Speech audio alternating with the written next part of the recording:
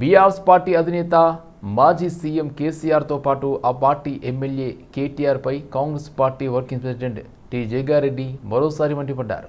శుక్రవారం గాంధీ భవన్లో జగ్గారెడ్డి విలేకరులతో మాట్లాడుతూ 10 ఏళ్లు మంత్రిగా పనిచేసిన కేటీఆర్కి రాజకీయంగా మెచ్యూరిటీ రాలేదని ఎద్దేవా చేశారు. కేసీఆర్ దీక్ష కాంగ్రెస్ పార్టీ చేసిన డిజైన్ అని అభివర్ణించారు. కేసీఆర్ జాక్పాట్ కొట్టాడు, కానీ మా వాళ్ళు కొట్టలేకపోయారన్నారు. అన్నం లేకుండా కేసీఆర్ ఉండగలడా అంటూ ఈ సందర్భంగా ఆయన సందేహం వ్యక్తం చేశారు. బాధ్యతాయుతంగా మాట్లాడాల్సిన కేటీఆర్ నోరు జారుతున్నాడంటూ ఆగ్రహం వ్యక్తం చేశారు.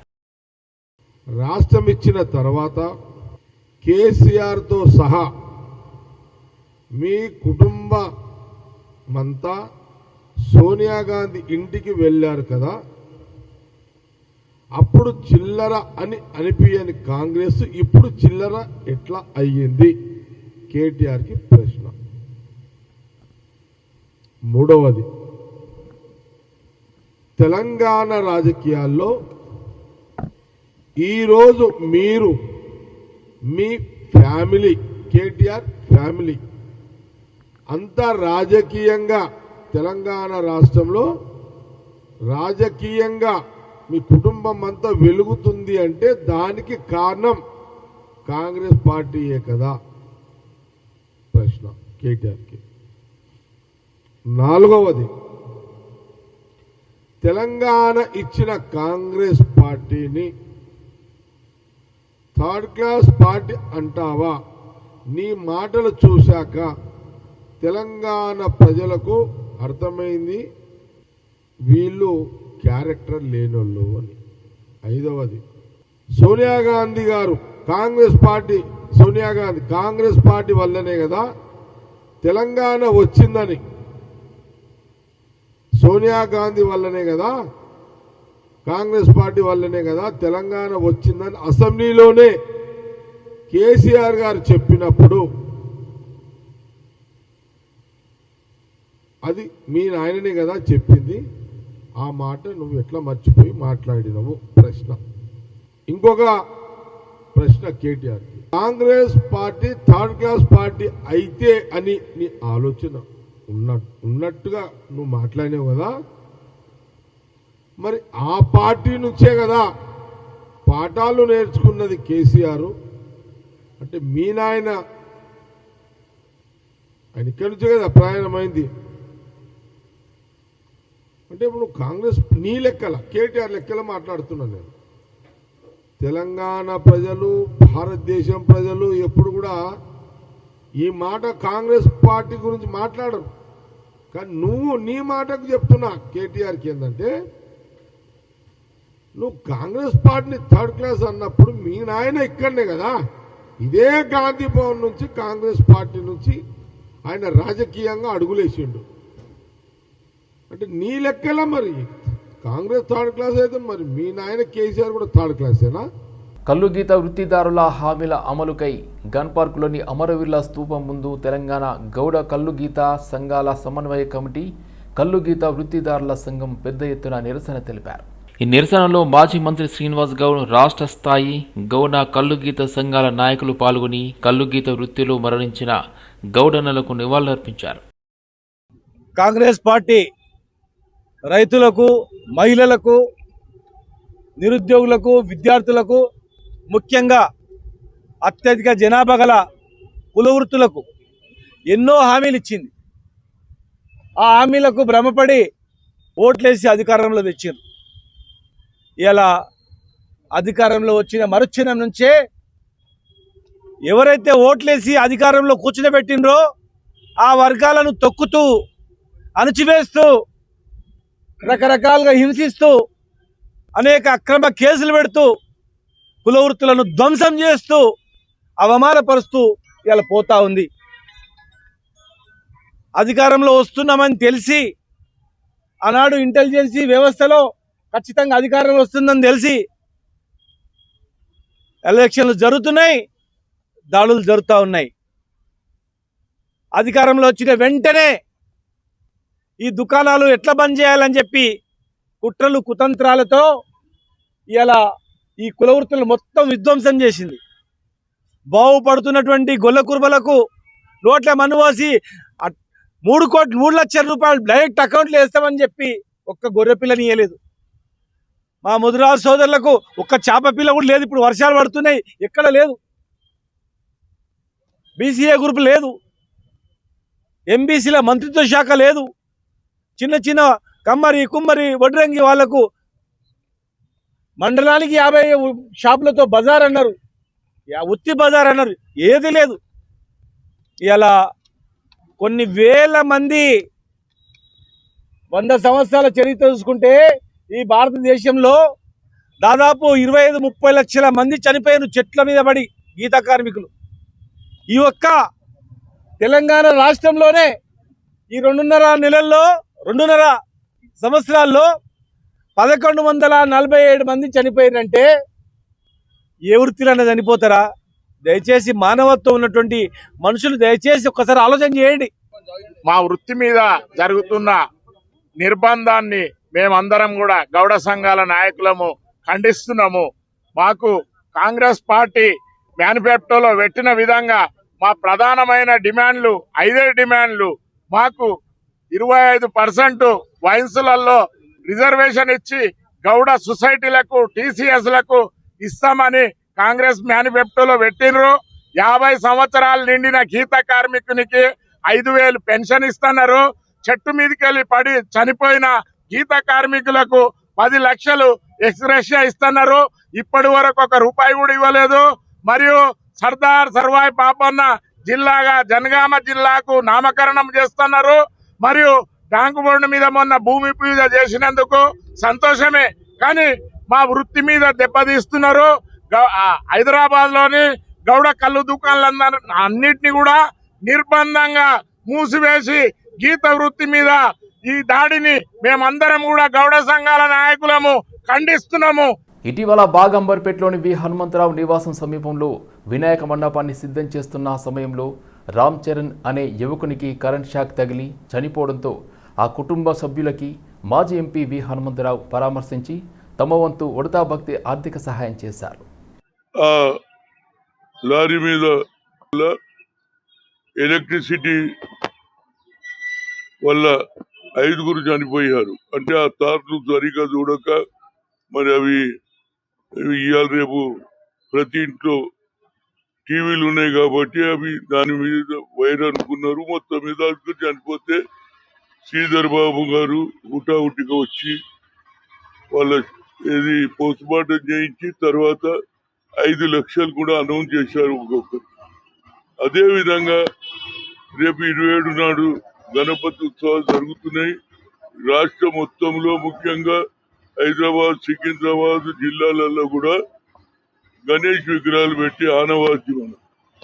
ఆ ఆనవాయితీ మీద మా ఇంటి పక్కకే గణేష్ విగ్రహం పెడతారు ప్రతిసారి. అట్లా పెట్టడం వల్ల ఆ విగ్రహం తయారు చేయడానికి ఏది స్టేజ్ తయారు చేస్తుంటే ఎలక్ట్రిసిటీతో ఏం పేరు దాని పేరు రామ్ చరణ్ అనే యాదవ్ చనిపోవడం జరిగింది. ఇది నేను తెలుసుకుని మరి ముఖ్యంగా జిల్లా ఇన్ఛార్జ్ మినిస్టర్ పొన్నం ప్రభాకర్ గారికి అదేవిధంగా శ్రీధర్ బాబు కూడా ఉత్తరం రాసిన వాళ్ళకి ఇచ్చినట్టు వీళ్ళకి ఇవ్వాలి. నేను ఉడతా భక్తిగా ఒక చెల్లెలు ఉన్నది, తండ్రి చనిపోయిండు, ఇది తల్లి ఉన్నది, భర్త చనిపోయిండు, భార్య ఉన్నది, భార్య ఒక కూతురు ఉన్నది కనుక నా తరఫున నేను 20,000 ఇచ్చాను. అదేవిధంగా ప్రభుత్వ సాయం కూడా 5 లక్షలు, ఎందుకంటే అది కూడా సేమ్ కరెంటు వల్లనే కనుక కరెంట్ ఆఫీషియల్స్ కూడా రిక్వెస్ట్ చేస్తున్నా. కేపీహెచ్బీ కాలనీ టెంపుల్ దగ్గర మెగా అభిమానులు ఏర్పాటు చేసిన కార్యక్రమానికి ముఖ్య అతిథులుగా కూకట్పల్లి ఎమ్మెల్యే మాధవరం కృష్ణారావు, కాంగ్రెస్ ఇన్ఛార్జ్ బండి రమేష్, బీజేపీ రాష్ట్ర కార్యవర్గ సభ్యులు వడ్డేపల్లి రాజేశ్వరరావు ముఖ్య అతిథులుగా హాజరై కేక్ కట్ చేసి మెగా అభిమానులను అభినందించారు. ఈ సందర్భంగా వారు మాట్లాడుతూ క్లాస్ మాస్ ఏదైనా ఇండస్ట్రీకి ఆయనే బాస్, మెగాస్టార్ చిరంజీవి అని, నటనలో మాస్టర్, డ్యాన్స్లో గ్యాంగ్ లీడర్, ఎందరికో ఆపద్బాంధవుడు చిరంజీవి అని అన్నారు. ఏ బ్యాక్గ్రౌండ్ లేకుండా ఫిల్మ్ ఇండస్ట్రీలోకి అడుగుపెట్టిన ఆయన ఎందరికో బ్యాక్ బోన్ అయ్యారు. స్వయం కృషితో ప్రేక్షకులను మెప్పించి పద్మ విభూషణుడిగా వెలుగొందారు. అన్నయ్య అని పిలిస్తే చాలు ఎవరికైనా అండగా నిలుస్తూ అందరివాడు అయ్యారు అని కొనియాడారు. నేడు మెగాస్టార్ చిరంజీవి 70వ పుట్టినరోజు జరుపుకోవడం చాలా ఆనందంగా ఉందని, ఇలాగే 100 సంవత్సరాలు ఆయురారోగ్యాలతో సంపూర్ణ జీవితాన్ని గడుపుతూ విలువలతో కూడిన ఉత్తమ సినిమాలు తీసి అభిమానులను అలరించాలని, ప్రజలకు మరెన్నో సేవా కార్యక్రమాలు చేయాలని ఆకాంక్షించారు. రాజకీయ లక్ష్యంగా రాజకీయ నాయకుల గురించి పట్టించుకోలేదు కానీ ప్రతి సంవత్సరం చిరంజీవి బర్త్డే నాడు ఇంటికి వెళ్ళి మా స్థానిక కార్పొరేటర్ బోన్పల్లి కార్పొరేటర్ ముద్ర మనసు నేను పంపిస్తాను వెళ్తాను విషయాలు అడిగాను బయటికి వెళ్ళని చెప్పాను.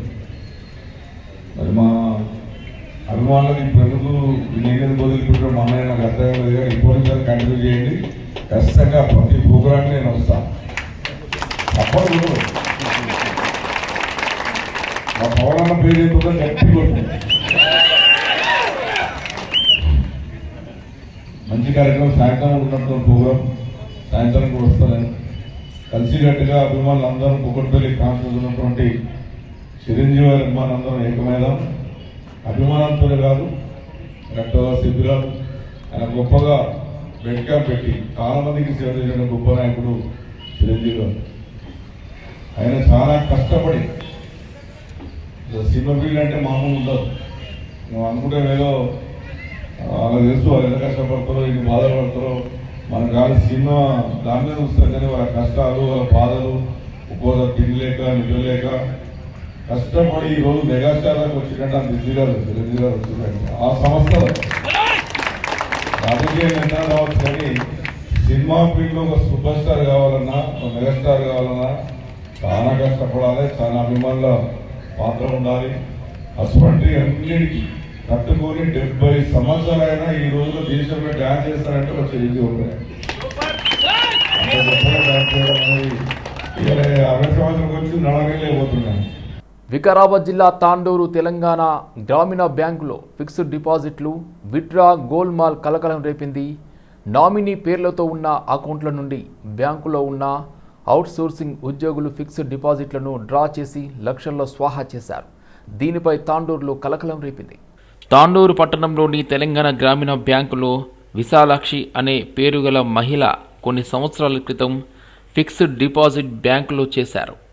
అయితే మెచ్యూరిటీ గడువు ముగిసిన అనంతరం సదరు మహిళ బ్యాంకులో డబ్బులు డ్రా చేసేందుకు వెళ్ళింది. దీంతో బ్యాంకులో ఇంతకు ముందే విత్డ్రా చేసిన విధంగా చూపించడంతో బ్యాంక్ మేనేజర్ శ్రీనివాసరావు అవాక్కయ్యాడు. దీంతో విశాలాక్షి మహిళా బ్యాంక్ అధికారులను నిలదీయడంతో బ్యాంక్ మేనేజర్ బ్యాంకులో పనిచేసే అవుట్సోర్సింగ్ ఉద్యోగి ప్రేమ్ పైన అనుమానాలు రావడంతో బ్యాంక్ మేనేజర్ ఫిక్స్డ్ డిపాజిట్ చేసిన విశాలాక్షి మహిళతో ఫిర్యాదు తీసుకుని ఈ నెల 16వ తేదీన తాండూరు పట్టణ పోలీస్ స్టేషన్ నందు ఫిర్యాదు చేశారు. తాండూరు పట్టణంలో ఉన్న తెలంగాణ గ్రామీణ బ్యాంక్ యొక్క చీఫ్ మేనేజర్ శ్రీనివాసరావు గారు ఒక ఫిర్యాదు చేశారు. అట్లా ఏమంటే ఆ యొక్క బ్యాంక్ కస్టమర్ అయిన ఒక విశాలాక్షి అని ఒక కస్టమర్, ఆమె చాలా కాలం క్రితం ఎఫ్డి చేసింది కొంత అమౌంట్ని. ఎఫ్డి చేసిన అమౌంట్ కంప్లీట్గా మెచ్యూర్ అయిన తర్వాత వేరే గుర్తు తెలియని వ్యక్తులు ఆమె పేరు మీద ఉన్న ఎఫ్డీస్ని రెండింటిని ఆమెనే వచ్చి విత్డ్రా చేసుకున్నట్టుగా ఒక తప్పుడు వ్యక్తితో చేసి ఆ డబ్బులు మొత్తం తీసుకున్నారని చెప్పి ఆ విశాలాక్షి అనే ఆమె కంప్లైంట్ చేయడం జరిగింది బ్యాంక్ మేనేజర్కి. దాని మీద వాళ్ళు పరిశీలించి ఎవరో తప్పుడు వ్యక్తి ఇంపర్సనేషన్ ద్వారా వాళ్ళు ఎఫ్డీలు విత్డ్రా చేసినట్టుగా గ్రహించి అది విచారణ కొరకు తాండూరు పోలీస్ స్టేషన్లో ఫిర్యాదు చేయడం జరిగింది. ఆ కంప్లైంట్ మీద మేము కేసు ఎఫ్ఐఆర్ రిజిస్టర్ చేసి ఇన్వెస్టిగేషన్ చేస్తున్నాము. దాంట్లో ప్రాథమికంగా ఆ బ్యాంకులో పనిచేసే ఒక అవుట్సోర్సింగ్ ఎంప్లాయీ మీద వాళ్ళు అనుమానం వ్యక్తపరిచారు. ఈ 2 ఎఫ్డీలో ఒకటి కంప్లీట్గా మెచ్యూరిటీ అమౌంట్ అయింది 2,84,000, మరొకది 3,15,000, మొత్తం కలిపితే 6,04,000 రూపాయలు మేము మిస్అప్రాప్రియేట్ జరిగింది అని చెప్పి కంప్లైంట్ ఇవ్వడం జరిగింది. ఇట్టి కేసు విచారణ జరుగుతుంది. విచారణ జరిగిన తర్వాత దాంట్లో ఎవరెవరు ఉన్నారు బాధ్యులు, ఎవరు చేశారని చెప్పి ఫైనల్గా అవుట్పుట్ వచ్చిన తర్వాత మళ్ళీ మీకు తెలియపరుస్తాం. తెలంగాణ క్రాంతి దళ్ అధ్యక్షుడు పృథ్వీరాజ్ యాదవ్ను అర్ధరాత్రి అక్రమంగా అరెస్ట్ చేశారు పోలీసులు. మార్వాడీలకు కొమ్ము కాస్తున్న తెలంగాణ ప్రభుత్వం, కేంద్ర ప్రభుత్వం బలగాలతో అరెస్టులు చేస్తున్నారని తీవ్రంగా ఖండిస్తున్నారు తెలంగాణ వాదులు.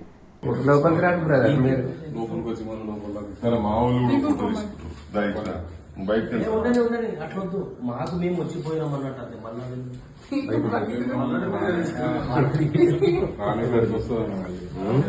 మీరు రాలేదు, మేమే పెడతాం వీడియో పని చేయకన్నా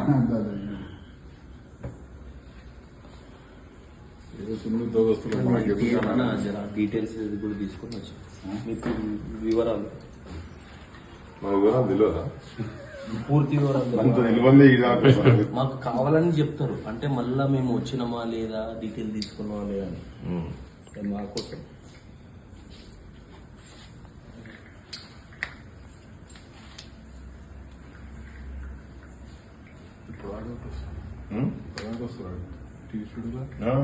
ఇంతకుముందే అంటే అట్లా వచ్చి ఒక డ్రాప్ చేసి వస్తాను. అయిపోయినా కూడా ఆనే కూర్చొని సంపర్ కదా, అలా కూడా కావాలి.